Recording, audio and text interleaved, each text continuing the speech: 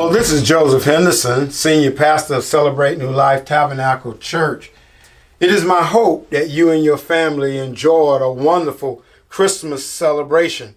Since the pandemic, many of us have not been able to enjoy our friends and family relationships due to that pandemic. But now, for the first time, many of us were able to travel. So again, I hope you had a wonderful Christmas celebration. Now we're on the precipice of getting ready to enjoy another timeless tradition, ushering in the new year. From the secular perspective, there are different ideas about it, but from a Christian perspective and the African American perspective, it carries another notion, and that is a notion that was given to us on January 1st, 1863, where Abraham Lincoln would administer or to give what we refer to as the Emancipation Proclamation. Many African Americans would gather in churches during that particular time to await this wonderful news.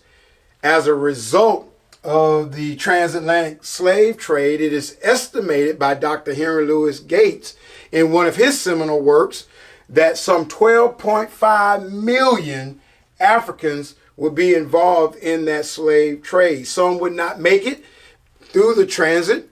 And as it relates to slaves that ended up in America, we would have 388,000 slaves come here. However, with the giving of the Emancipation Proclamation, that would be wonderful news to those who found themselves in bondage. And they would gather in the churches to wait and celebrate that. And so for 158 years, we as a people still gather together just before New Year's to celebrate this wonderful liberation. And so now we're right on the eve of another one. And by the time you view this video, we'll be moments away from ushering in 2022. And so we pray that everyone would have a wonderful time and that they would reflect and pause on the goodness of what God has done and has been to us during these 158 years.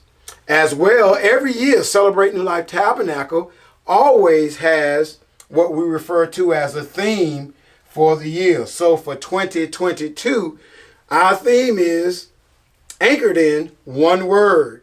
And that word is inspire. Taken from the book of Hebrews chapter 10, verse 24, where the Hebrew writer would say, I want you to stimulate each other in love and good deeds. Some synonyms for the word stimulate could be to compel, to encourage, to provoke.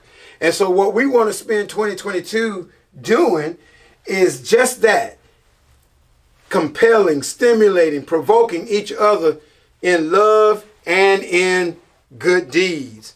Our mission at Celebrate New Life Tabernacle is we exist to glorify God by producing spiritually productive people for effective ministry. And part of that is anchored in the idea of our theme for 2022, and that is to inspire. We want to inspire families. We want to inspire our relatives. We want to inspire people individually.